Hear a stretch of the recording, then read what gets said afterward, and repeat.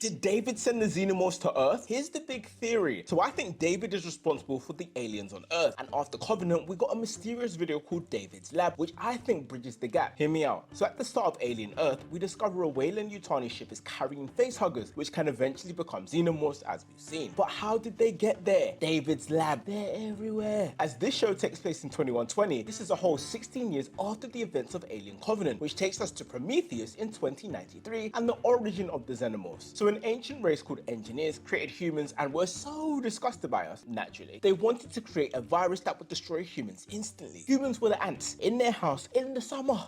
The black goo would eat humans from the inside out and create protomorphs. By the end that film ended, the synth David and Elizabeth Shaw were headed to the homeworld of the creators. A group of human colonizers stumbles upon them in 2104 after they send a distress beacon. This is why I can't go to space. You put out a distress, now I'm in the stress.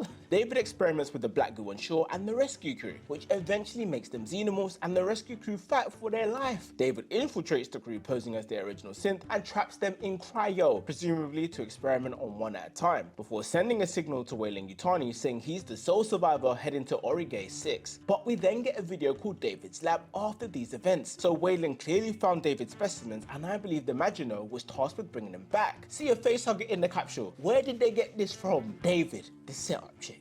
It explains why Morrow was instructed that the containment of Specimen 1 was a priority, and so David is responsible for aliens on Earth. Prove me wrong.